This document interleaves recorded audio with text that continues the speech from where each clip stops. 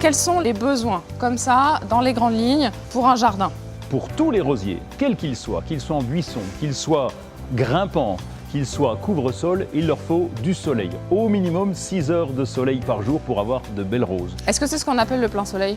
C'est ça, c'est le plein soleil, le soleil de l'après-midi, le plus efficace pour nos rosiers qui vont fleurir abondamment. Plus de soleil, plus de fleurs? Oui. Alors, je rajoute juste pour l'exposition, c'est le protéger du vent, le planter à un endroit où il n'y a pas trop de vent.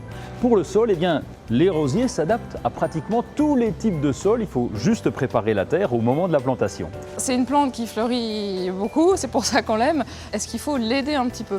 Oui, il faut l'aider. Le rosier est un gourmand. Il a besoin de bien se nourrir pour pouvoir développer ses fleurs. Il faut donc rajouter de l'engrais rosier régulièrement pendant toute la saison.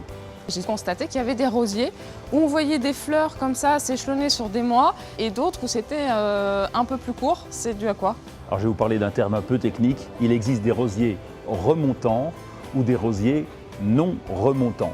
Remontant, ça veut dire que la sève remonte dans la plante et il refleurit.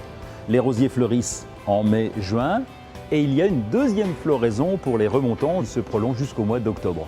Alors que les non remontants ne fleurissent qu'une seule fois. C'est le cas par exemple des rosiers lianes. Est-ce que du coup ça a un impact sur leur entretien? Bien sûr, pour qu'un rosier refleurisse, il faut couper régulièrement les fleurs fanées. C'est le cas sur les rosiers remontants qui fleurissent plusieurs fois. Et les fleurs fanées, c'est toujours au fur et à mesure? Oui, c'est toujours au fur et à mesure en fonction de leur évolution. Vous en avez une derrière vous d'ailleurs. Là. Je peux vous montrer comment on fait?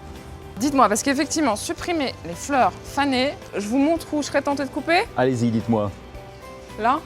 Personnellement, je la couperai plutôt en bas, à l'intersection de la feuille et de la tige, parce qu'il y a toujours un bourgeon qui va démarrer et qui va donner une nouvelle rose. C'est la reine des fleurs, c'est parfumé, c'est beau, enfin il y a tous les avantages.